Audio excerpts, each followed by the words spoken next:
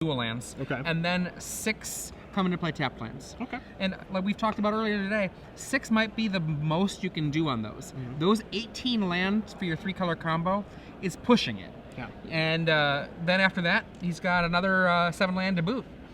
But we do see Abrupt Decay. We talked about it a little bit earlier. Abrupt Decay here, a good Detention Sphere and Ash Zealot killer all at once. Yeah.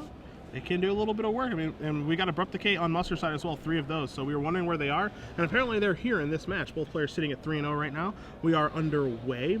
Musser going to start off with a Temple, while Whitton just has a dual land and breeding pool. Take a look at Musser's deck list very quick. You guys are curious about what a junk deck looks like nowadays. You're not going to find Grizzly Salvages and Mulches and Abrupt Decay. Part of the reason is because 2 of those cards are no longer legal.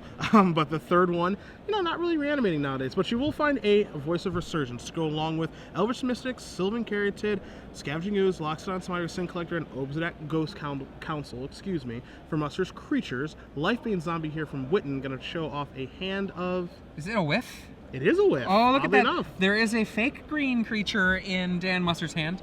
I know that in all of my decks that had Lifebane Zombie in the previous format, I've taken him out of all of my decks. Yeah. I don't think it's doing the work anymore, and the work that it needs to do, it needs to be in a world where it's reasonable to see a Thragtusk, reasonable to see an Angel of Serenity, things like that. And I don't think the world exists anymore. But in a matchup like this, I think that the Lifebane Zombie is actually usually pretty good. You take a look at the hits that he has. You got 4 Mystics, 4 Resurgence makes 8, 3 Sylvan Caryatid makes 11, 2 Oozes makes 13, 4 Smiter makes 17, 18, 19, 20. So it can actually hit all 22 creatures in Musser's deck, but what it cannot hit is Advent of the Worm, which you did see in Musser's hand to go along with 2 Doomblades. There's a Temple Gardener, there's a Scavenging Ooze, Voice is going to come into the red zone, and Musser is going to happily pass the turn back, which currently looks like he's ahead in the board position game. But those 2 Doomblades, what does he have to target with those, Adrian, in Whitton's deck? Because obviously you can't kill either of the creatures that are on the board.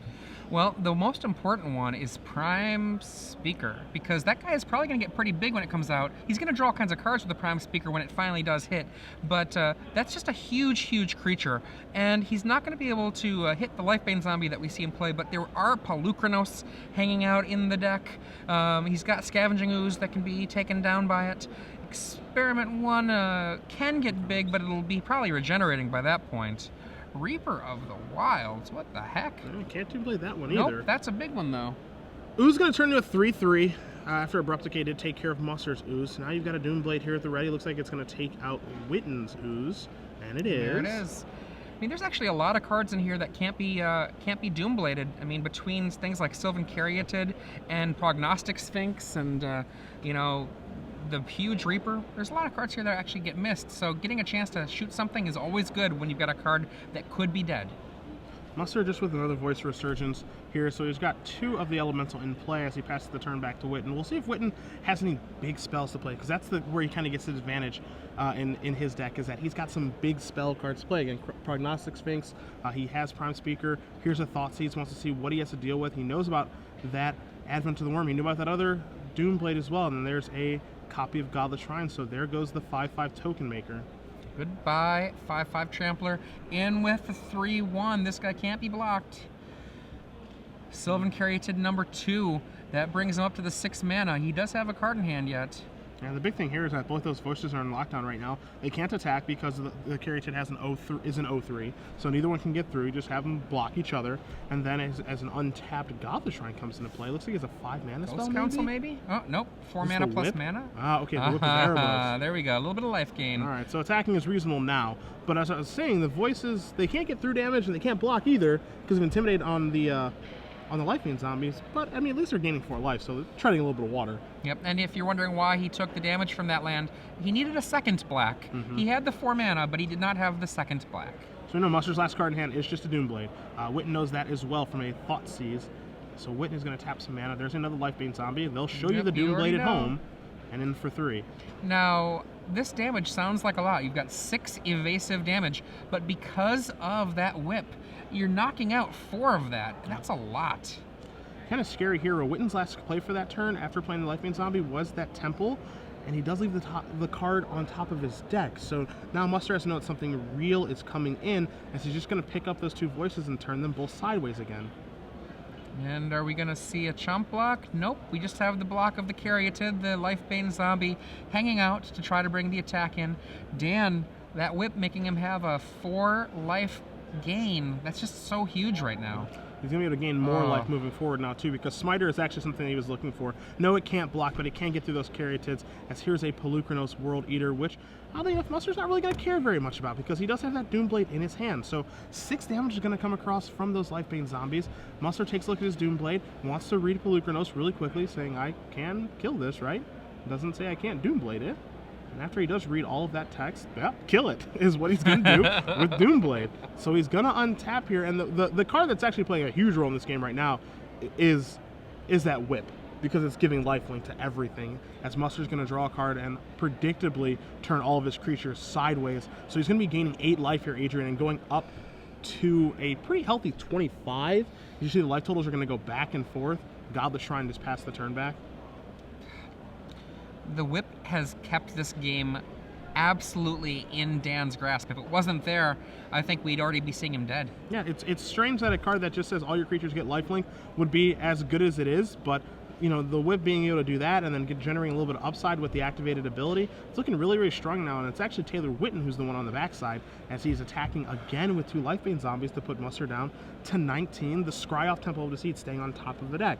So Musser can't control that, but we'll see what he can find. Dan comes on in, 8 power coming in. Caryatid blocking the voices. Taylor loses 4. Dan gains 8. Dan drew a spell. What is it? Oh, Another gosh. voice? All right. Okay. Planar cleansing would help, but not by much. Yeah, and it would not do a ton. It'd leave 9 power on the table. Here's 6 mana. Is this a Prime Speaker? It is a Prime Speaker. Oh, there we go. So, Prime Speaker is going to be getting 3 counters on it. It looks for a big creature nearby. It sees a Life-Bane zombie. There's 3 power extra. So 4 cards going to go over to Whitton's grip. 3 from the counter, 1 just because Prime Speaker Zagana does cantrip on its own. It's not just a blank card when it comes into play. So 4 cards drawn off the Merfolk Wizard. And that thing can actually trade to Loxodon Smiter right now, too. So it's actually a really, really big draw there for Whitton. He's also able to come across for a bunch of damage, too. So things are turning back in his favor a little bit here, as he's going to be able to scry 1. Hopefully, for Taylor, hopefully he found some more gas. Because with that whip, a dead Smiter or a dead voice is still pretty impressive. That's true. That's definitely true. See the Caryatids being reached for here. Probably going to go block on the voices like we've seen prior. And I wonder if he wants to trade that Prime Speaker for the Smiter. All right. Let's get some more life gain back up to 23. Smiter trades with the Prime Speaker. And, pardon me, gaining the... I forgot that voice was off camera. Yeah. That third voice. So another 2 damage to Taylor and another 2 life for Dan Musser. So 25-2 looks to be the game score right now. Here's another Scry. He's got so many Scry lands in his deck. So being able to have pretty healthy control over his draw step. Looks like he may just pass the turn back. He does. Wow, all right. So Taylor Whitton has actually put the brakes on here. Here is a Temple of Silence from Musser. Going to take a little look-ski-poo. I wonder if Taylor is forgetting the other ability of Voice of Resurgence. Sure. Just the fact that when it dies, things are coming to play. I was going to say the instant, stuff. Yep. The instant speed stuff. I got this trick. I'm going to hold on to it. Yeah. Or what if he just has nothing? I mean, he could have nothing. There's a chance that, that Prime Speaker did not help very much. Back comes the Loxodon Smiter. Into the red zone we go. With all of the creatures, Smiter will die from the whip on the end step for Musser. But for now, 4 points of hasty damage coming through with lifelink. Whip having a solid impact on this game. It is shocking to me how good the whip is. Mm-hmm. And even so, in all the decks that I'm running it in, I'm down to 1 just because red. You'd think that whip would be great against red, and it is. But it also is a turn you basically do nothing. Yeah. So you're basically taking a turn off to cast it. Here's your blocks. Life-Banes. Where are they going to go? Because we've seen the Caryatids do this for a while with the Voice of Resurgences. Looks like he's just going to chump block here. Is he going to let through that other voice? So he should be sitting, yeah, this is going to knock him down to 1. He's actually sitting at 3 right now, not 2. So this should knock him down to exactly 1. And things die. We're still up with voice. Okay. Taylor hanging on. Passes the turn again. He's got 3 blockers. I believe there are no creatures in Dan's yard. Abrupt Decay should be able to finish her. this up, and it will. So Dan Musser is going to win game number 1 here against Taylor Whitton. Yeah. Junk up a game over Prime Speaker Bug. We'll move immediately to the sideboards for you guys right now. See what Prime Speaker Bug has access to in the board as Whitton's going to be on the play. I've got 3 Lotless Trolls, an Abrupt Decay, a Scavenging Ooze, an additional, or excuse me, his Whip of Erebos, 2 Ashiok Nightmare Weavers, a Thoughtseize, a Pithing Needle, 3 Golgari Charms, and 2 Underworld Connections. So we'll go one by one here. Lotless Troll could be a pretty good blocker in this matchup, just simply due to regeneration and the fact that he can make it bigger. Yes, I don't think it's going to happen very often, but just being a 2-1 that can regenerate and block and hold down the fort for a little while to buy him time to find some of his more powerful cards could be a step in the right direction. Additional Abrupt Decay, looking at the targets there, there are targets. Yeah, there are plenty of targets. Voice Resurgence is not the best one. Sylvan Character obviously you can't hit. Mystic, Scavenging Ooze, Lockstone, Smiter, Sin Collector, and Advent of the Worm token. So they're definitely targets here. So that's not so bad. He already has some Abrupt Decays in his main deck, however, so not sure if he's going to want more of those. He's already got 2 in his main, additional 1 in the sideboard. Additional Scavenging Ooze, it's basically going to be the biggest green creature out there on the table after everything trades, so I actually like boarding another one of those, even though Whitton doesn't have very much removal in his deck. 2 Ashiok Nightmare Weaver, I don't think really for this matchup, much more for your Esper or blue-white decks. Singleton Thoughtseize, don't really love in this matchup either. I don't like discard mid-range mirrors. If you've read Reed Duke's Thoughtseize article, I think he would agree there. Not really where you want Thoughtseize to be. Very bad top deck as well. We saw both players playing on the top of their deck in that situation. Singleton Pithing Needle, I don't think very much in this matchup. 3 copies of Golgari Charm, and then 2 Underworld Connections. Connections I like. When you're in a mid-range mirror, you would love to pay a life for an additional card, and I think in that last game that we just watched, Whitton would love to have had a Underworld Connections in play to be able to draw some cards and try to get himself out of that situation. So of those cards, maybe Lotless Troll, but I think definitely Underworld Connections. Cool. Dan Musser with Junk, 3 Thoughtseize, and you already talked about the role of Thoughtseize in matchups like this. It's interesting though, because I feel like while Reed Duke did say that, I think that a lot of players out there have mixed opinions. One Doomblade, which I think is a very easy choice to bring in, even though the Lifebane Zombie is not a card you can hit. I think that there were a lot of creatures that were not Lifebane Zombie that Dan Musser saw. When I see a Prime Speaker deck, I'm expecting to see other green creatures that are big. Yeah. Golgari Charm can give some regeneration, which could be powerful, but I don't think that's where he's going to go. Hero's Downfall, on the other hand, that'll kill anything. Anything he can target anyway. That seems like a good one. Underworld Connections ×2, so there's a lot of similar cards here. I like both of those. Sin Collector I don't like so much. It's 3 mana for a card that might just whiff. Now, interestingly, we've got 2 Shadowborn Demon, which I think are totally great, but then Unflinching Courage. The thing about Unflinching Courage is he's playing against an opponent that has black. Black has a lot of targeted removal. And at the same time, I think it cannot be lost on Dan Musser just how much the life gain that he had from the whip mattered. So it's possible he'll bring in the Unflinching Courages. I wouldn't do it myself, but one of the things about a win is sometimes you can get data from that win that says, oh yeah, lifelink, that was so great. And you can sometimes be distracted by it. Personally, I don't know about you, I wouldn't bring in Unflinching Courage. I'd bring in the 2 Shadowborn Demons, the 2 Underworld Connections, the Hero's Downfall, and maybe that Doomblade. I'm a little bit surprised, actually. We talk about cards that, because the new set comes in, it's interesting, right? Where, we see Innistrad leave, we see Theros come in, so all the talk is about Theros, Theros, Theros. Man, I love Theros cards. I love the gods, I love their weapons, I love Stormbreath Dragon. And you forget about some of the cards in M14 that kind of came out. You forget about a card like Colonial Hydra, which is obviously an insanely powerful card. Another card that you very easily forget about is Shadowborn Demon. You mentioned it's in the sideboard of Musser's deck. I haven't heard a peep about that card since release. You talked about it in Junk Reanimator, that it's something Great to Unburial rights and stuff like that, but since that stuff rotated out and Theros was rotated in, I haven't heard a word about Shadowborn Demon. And I think in your mid-range match, it's a card exactly where you want to be. I think it's going to be great in this particular matchup. 5/6 body, kill a creature when it comes into play, ideally a Scavenging Ooze, I think is probably what it's going to end up taking care of. I think that's a pretty good card, and of course it's a flyer and it's huge, so now, we just saw in that last match a lot of ground combat. It being black means it can block a Lifebane Zombie. I think there's a lot of positives for that card in this particular matchup, and it's just a card overall that I don't think there's been a lot of talk about. I mean, another thing you can even mention with that is, wins the fight against Advent of the Worm, too. So yeah. I think there's a lot of positives going for Shadowborn Demon. Musser maybe has identified that, has a couple in his sideboard where we don't see any throughout Whitton's deck list. So I mean, we'll see how good it is. There are a lot of creatures in Dan Musser's deck, so a Shadowborn Demon isn't necessarily going to be Lord of the Pitting and sacrificing all of your creatures to it, and you don't have to do that. You know, you can just go like, Shadowborn Demon, kill that creature that I want dead, and on my upkeep, well, he sat there and you didn't attack, so now I'll let him go. But I know I was talking with a number of people at the Invitational, and at the last Invitational that we had for Star City Games, Shadowborn Demons were everywhere, and people said, you know what?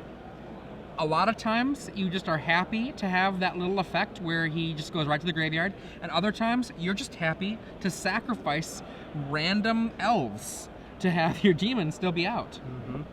Now, I don't want to take the attention away from this matchup, but a lot of Twitter, a lot of people on the Twitter sphere asking about Daniel Novak's mono green deck. Can we get a deck tech, please, please, please?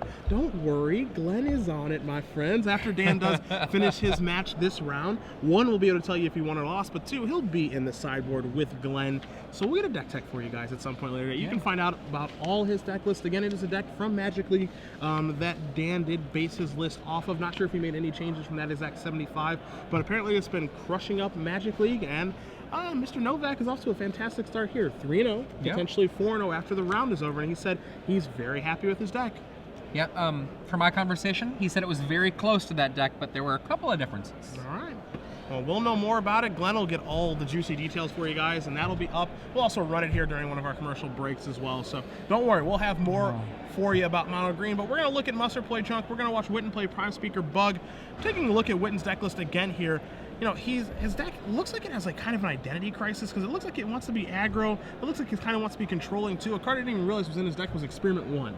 How well does that play in this deck when you have you have Sylvan Caryatid, which does evolve it, do the toughness portion of it, but Sylvan Caryatid kind of promotes a little bit of defense. You've got Scavenging Ooze, you've got Lifebane Zombie, you've got Boon Satyr, so some aggressive cards there, but you're trying to play for a little bit of longer game with Prime Speaker Zagana, Prognostic Sphinx, Reaper of the Wilds, Pelucranos, which kind of promotes a longer game as well. So kind of interesting to see exactly what his deck's trying to do. Maybe it's trying to do a little bit too much and isn't focused enough at this point in the metagame.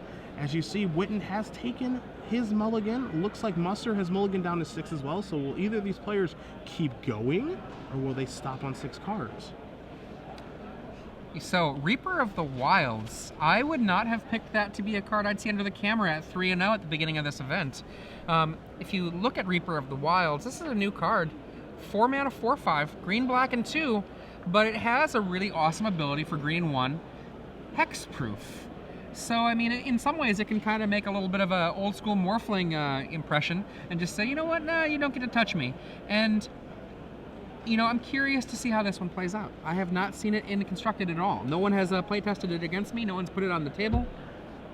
So a card that, that card reminds me a lot of Ember Swallower, and I'll let you know why. Ember Swallower is this very interesting card. Obviously, Ember Swallower is red, Reaper of the Wilds is black and green, but I'll explain the parallels to you very quickly. One thing that you look for in the format is what removal is being played, and what are the power and toughness of like the relevant creatures in the format. Ember Swallower actually passes a lot of the test in the format right now. You've got creatures that are pretty big, the biggest of which I think a lot of times is Loxodon Smiter. Swallower happens to be a 4/5. Much like Reaper of the Wilds. Then you try to pass the Selesnya Charm test. Swallower is a 4/5, so is Reaper of the Wilds. Then you try to pass the Mizium Mortars test. Swallower is a 4/5, so is Reaper of the Wilds. So what test doesn't Swallower pass that Reaper of the Wilds does? The Doomblade test. Doomblade, kill your Ember Swallower. Man, that sucks. Can't Doomblade Reaper of the Wild. So it passes a lot of the necessary tests to be a very good creature in this format. Also, it has 3 relevant things on it. Death Touch for a black, Hexproof for a colorless and a green. And when a creature dies, you're playing green and black. Creatures are probably going to die. You get to scry 1 and control your draw step a little while. Wouldn't surprise me at all to see that card be very good because it passes a lot of the tests. Not to mention, a 4-power guy gets the game over with pretty fast. Yeah.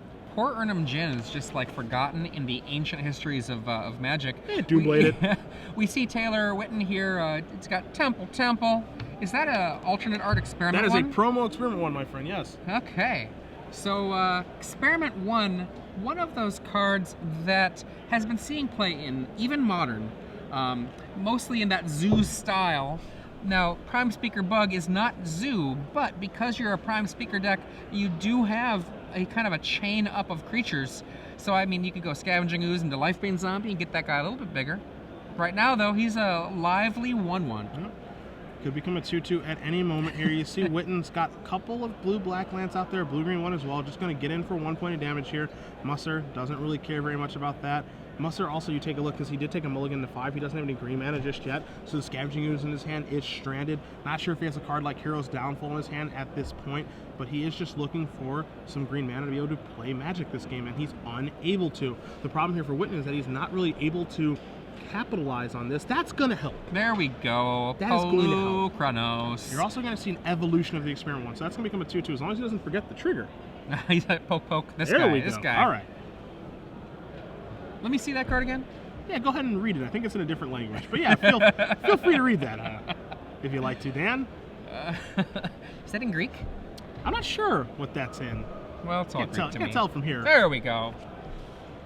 So one of the things that's kind of interesting about Polukranos, you could, if you wanted to, spend a single green to monstrous it. You just wouldn't get much out of that. So there is Hero's Downfall. Get that out of here, says Musser. He's actually got another Hero's Downfall in his hand, and I think we have a Temple Garden, so we can play Magic now. We're going to start with a Scavenging Ooze after taking 2 points of damage.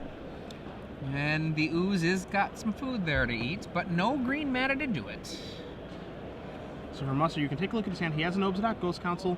He is a land away from that because he does have the necessary black, white. So he just needs one more land to be able to do that. He also has a Hero's Downfall hiding out in his hand. Not sure the rest of the contents, but a Hero's Downfall from Taylor Whitton is going to take care of Scavenging Ooze and allow Experiment 1 to come across for 2 more points of damage. I would have, unless I have got more removal in my hand, I would have just allowed the Experiment 1 to have the opportunity to trade. Sure. Because I would have been okay with that.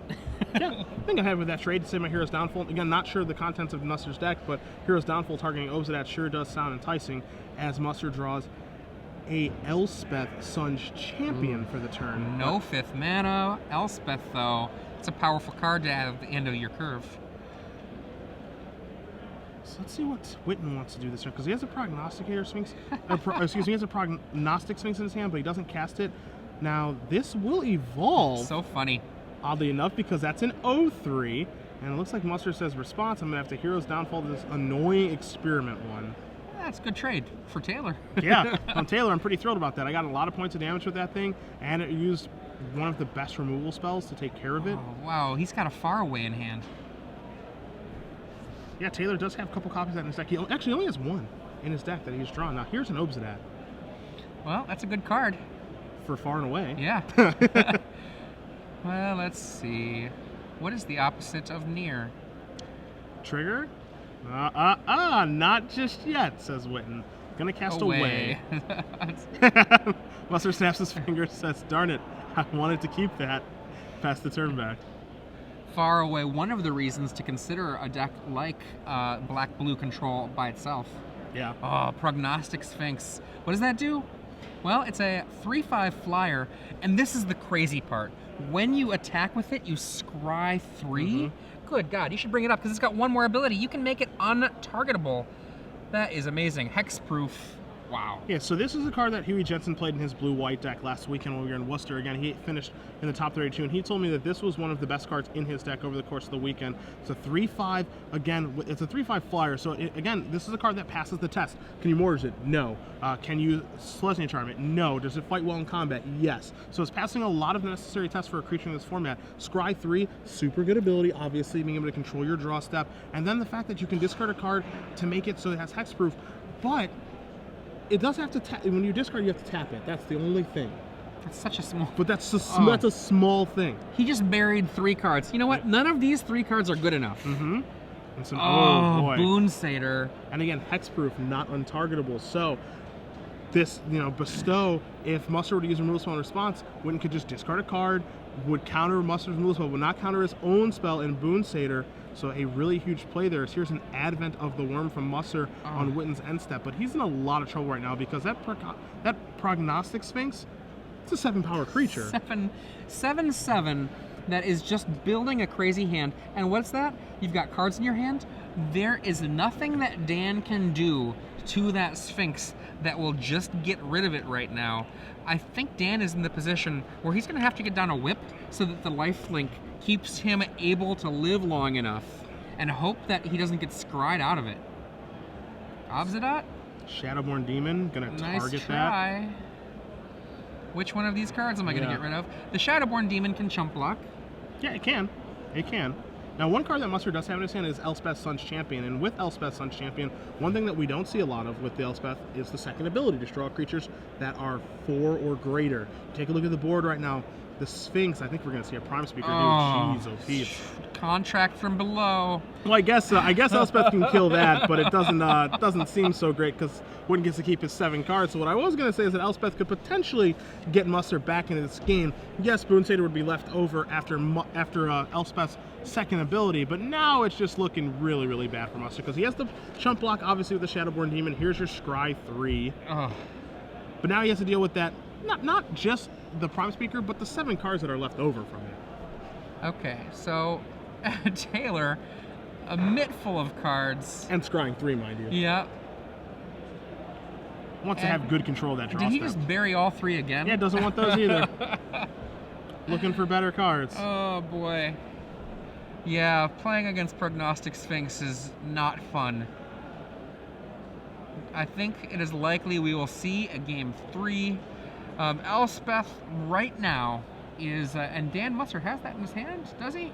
Yeah, I mean, he has Elspeth in his hand. The question is it going to save him? So here's the interesting thing here, because I wouldn't be surprised if Musser just packed it in right now and doesn't show Whitton his Elspeth. Whitton didn't see it game 1.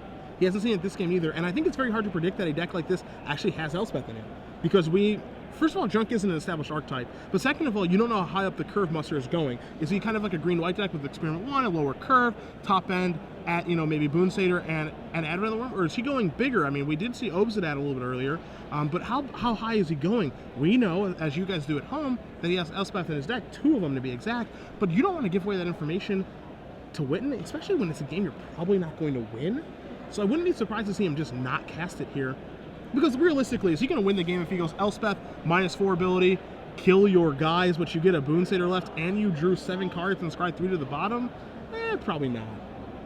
Dan looks like a fighter. I think he's going to fight it out. All right. I mean, Look at that, he's fighting. Coming on in. He is attacking with Advent of the Worm. That is the thing that is happening right now. 5-5. The Prime Speaker hops in the way. Dan's like, yep. All right, he's going to show him Elspeth. Let's fight. Okay, Yep. and the Boonsader and the Sylvan Caryatid hang out. And I wonder if Dan forgot about the Boonsader coming back? Sure. Or, because, I mean, Boonsader is the reason to scoop it. Yeah, I mean, there's a real cost here to actually showing your opponent Elspeth. It's a card that, would it surprise you at all, like, if he doesn't show him Elspeth in the game 3, Whitton just starts laying down haymakers, big creatures, and then Musser just goes, all right, Elspeth, kill your guys, go. Like, I think there's a situation that could actually be presented where Elspeth can catch Whitton off guard. Lifebane Zombie's going to show up to the party here, show a Shadowborn Demon and a Voice Resurgence, so it's actually going to hit. But I think a situation could present itself where there could have been a blowout with Elspeth from Musser. Now that situation is something that Whitton can play around. I just don't think this is a game that he was going to win. Yeah, I think the Boonsader, if it wasn't for that Boonsader, I think he could have, because he'd still have an Elspeth on the table when he untapped, but the Boonsader was just the lights. Yeah. And Dan Musser, we know what his hand is. Not so much. He's got a Shadowborn Demon that's going to kill whatever he wants, but then he is on the D. Yeah, and unsurprisingly, you're going to see Shadowborn Demon target the Scavenging Ooze. The reason for that, of course, is because Scavenging Ooze can actually control Shadowborn Demon, the number of creatures in the graveyard, so you actually have to kill that one first in most situations, which is fine, but not great, because now, again, Whitton has all the cards, all the options, where Shadowborn Demon is just saying, please don't kill me. And if you're just joining us, I'm Adrian Sullivan here with Cedric Phillips. This is Game 2 of this Round 4 match between Taylor Whitton with Prime Speaker Bug versus Dan Musser with Junk. Now, this game was looking pretty even until we saw a Prognostic Sphinx carry a Boonsader and then a Prime Speaker draw 7 cards. Yeah. So are you saying it's not even now? Is that It has not even is that what you're out. implying right now, Adrian? Now there's a Reaper of the Wilds as well, so that's the new card that we discussed a little bit earlier. A little bit of Death Touch, a little bit of Hexproof, a little bit of Kill Your Guy, Scry 1, control my draw step. One thing that Whitton's deck can do very well is it can find the cards that it's looking for. So, he does have some 1-ofs and 2-ofs in his deck, which, can be poo-pooed upon in deck building, but with how much Scry he has from the Sphinx, from the Reaper when creatures die, from all those Scry lands, creature dies, trigger the Scry now, he can actually find 1-ofs like Whip of Erebos, like his Singleton Doomblade, like his Singleton Faraway, on a pretty consistent basis where you wouldn't expect that to be the case otherwise. Yeah, I mean, if you've got enough search in your deck, it's far more reasonable than you might imagine. And Scavenging Ooze of his own, Dueling Oozes. Ooze the boss. Oh! I'll be here all weekend. I mean, obviously this is not an era where we had, say, like brainstorms and fetch lands, but it is not unreasonable to find a whole ton of your deck if you've got enough Scry. Yeah. And all in, Dan says, yeah, never mind. All right, so we're going to go to a third and final game here between Whitton and Musser. Again, Prime Speaker Bug versus Junk. I don't think a lot's going to change in the sideboard, but I am going to take a look at the players as they do sideboard here to see if they do go back to their deck boxes. Taylor does. Yeah. And it looks like he is sideboarding something in immediately. Again, Taylor's sideboard right now, 3 Lotless Troll, an Abrupt Decay, the third one in his sideboard to go along with his 2 main deck, a Scavenging Ooze, another Whip of Erebos. He's got 1 in his main, 1 in his board. He's got 2 copies of Ashiok Nightmare Weaver, a Thoughtseize, a Pithing Needle, 3 Golgari Charm, and 2 Underworld Connections. So as you can see, these games are going to go pretty long. It's basically a mid-range mirror. We don't think that mid-range decks really existed. Now, for you, again, you wrote an article about mid-range decks on Star City Games over on the premium side that went up on Thursday. And, the squeeze, as you put it, yeah, where you've got mono red on one side, you've got Revelation decks on the other, 2 decks that are trying to do very different things. Can you beat both those kind of strategies? These mid-range decks speak to you as decks that kind of do fit in the middle, that can beat either one of those strategies on a consistent basis? The whole time we've been watching these games, I keep on thinking to myself that exact question. And I would love to see what Taylor Whitton does when he's fighting against a red deck, because I'm looking at it, and I think he might be a little too slow for them. I think he might come to the party a little late. Now, that might not be the case. I have not played Taylor Whitton's deck. Sure. But I have some reservations about its ability to fight against a red deck. And perhaps those are unfounded reservations, but that would be my concern there. On the other side, Dan Musser. I think Dan Musser is actually fairly well equipped to fight against a red deck. He's still got some stuff that he's still a little slow. Only 2 Doomblades and 3 Abrupt Decays as fast removal. But maybe he'd be able to, but I wouldn't be excited about it against both decks. I guess I feel like the answer is a hesitant no, because I have not played Taylor Whitton's deck at all. And 2, I think a lot of people tried to build versions of this Junk list, and one of the big problems with Junk, and also I think with Naya, the mana feels cumbersome. I mean, I've played a little bit of Naya, trying to make a Naya deck work, and I just keep on thinking to myself, man, maybe I should just cut a color. Maybe I should just become something else. Maybe I should be Gruul. Maybe I should be the monster deck. Like, I liked the monster deck from Worcester. Sure. And, I just am not 100% sure about these 3 color decks trying to fight them both.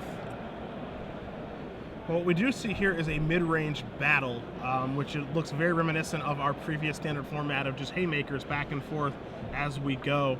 Now, Musser able to win game 1, Whitton able to win game 2. We'll see who's able to win game 3 in this mid-range mirror, basically. Is there something different about these mid-range decks, Cedric, that maybe makes Reed's comment about Thoughtseize not correct? Because of this. They both have 6 drops that are huge. Okay. Prime Speaker and Elspeth. Does that change the math when it comes to Thoughtseize being good?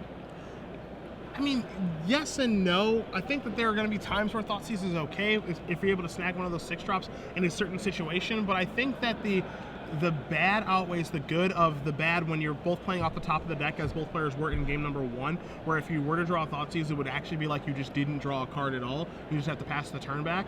Additionally, because a lot of the cards are redundant in both players' decks, if you Thoughtseize against, let's say that Whitton casts a Thoughtseize against Musser's deck is full of creatures and removal. And yeah, while they're going to have different text, they're going to be, in theory, different cards. you're really just taking a redundant resource, so the Thoughtseize doesn't really end up mattering all that often. I think if you had if Thoughtseize was spiking Elspeth every time, I would agree with you. But there are gonna be a lot of times where Thoughtseize is just like, all right, well, take your Abrupt Decay and leave you with the Hero's Downfall, or vice versa, or take your Voice of Resurgence, leave you with the Scavenging Ooze, or vice versa, where Thoughtseize just isn't gonna be very good. The information that you're gaining is relevant, but you're investing a card to be able to do that, not to mention 2 life, which is important as well. I just don't think that's worth it in this particular kind of matchup, in a mid-range battle like this one. They both have access to the card. We're going to have to see if they do it. Of the 2 of them, I think, I don't know what's correct, honestly. I think it would be more correct for Dan, because if somebody primes Speakers, they're going to have a full hand, and then you can get them.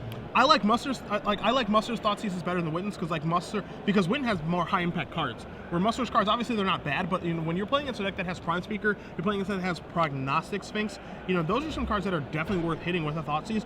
Yes, there are only 2 copies of each in Whitton's deck, but we just saw that last game. Like Prognostic Sphinx basically won him the game, and then Prime Speaker Zagana cemented the game. Where the rest of the cards may not even be worth Thoughtseizing, but there is a time, I think, when Musser's side, where he could Thoughtseize a card like Sylvan Caryatid and really blow up things for Whitton too. So I think that of the 2 decks, Musser's Thoughtseizes will be better than Whitton's, but I don't think they're great here. As you see, it's Scavenging will start the show here for Dan. Yeah, I know that one of the things that Adam Jansen said to me when I was playing Esper versus Jund not so long ago, he said that if you can get rid of the Farseek from a Jund deck, they can really struggle. And one of the things here, the Farseek is Sylvan Caryatid in this case. Now, here's the thing that you mentioned with Whitton's deck, is that you were a little bit scared about how he'd be against mono red because you don't think he'd be able to stop an aggressive start. Well, we don't see red cards here like Fire Drinker Satyr and Rakdos Cackler. What we do see, though, is big, beefy cards in Scavenging Ooze and Loxodon Smiter. This is putting Whitton under the gun right away here. And again, you mentioned with his mana base, he's got a lot of lands that come into play tapped, which he would have against red as well. So can he beat an aggressive start from Musser? Because this is a 3-turn clock right now as it stands. We're going to see some kind of removal. Boon Satyr, he's playing Ambush Viper. Well, will it work? We got a removal spell on Musser's end too, which is kill your guy, remove it with Scavenging Ooze, make my guy a 3/3, get you for 7, put you to 11, Godless Shrine, tap, pass the turn back. That's a great turn for Dan. Did you see the Golgari Charm? Yep, that has a regeneration mode. That's pretty good in a fight. And especially if Whitton chooses to play Instance as an instant, instead of as a sorcery. Let's say he has a Hero's Downfall in his hand, which he can't cast right now, but if he had a black mana, he'd be able to, he'd have the option to kill a guy right away. Instead, he looks like he would have held off, and the Golgari Charm actually becomes relevant. So now we see another Boon Satyr here from him. I think we're going to see a Hero's Downfall here from Dan. We do. And a Scavenging Ooze activation. So now it's going to be an attack for 8 and put Whitton down to 3. Die, die, die, and now both of these creatures are lethal. Taylor Whitton is on the ropes. Looking at his deck, I don't see a single card that can save him. And understand that this draw that Musser's had here, which is guy, removal spell, this is something that would have been good if he was mono red too, because think of the cards that Whitton played. They were both Boon Satyrs, both 2 toughness. So if you just went guy, shock your guy, lightning strike your guy, it doesn't matter the fact that it was a Hero's Downfall and a Doomblade, which are cleaner removal spells. Those damage-based removal spells would have gotten the job done here too in an aggressive start, and that is going to do it. So Dan Musser wins this match 2-1 over Taylor Whitton. You see him scratching his head with how the first 2 games went. They were much longer affairs, but Musser got aggressive in this 3rd and final game. Junk defeating Prime Speaker Bug. Musser moving on to 4-0 and in good position to make another top 8 here on the Open Series.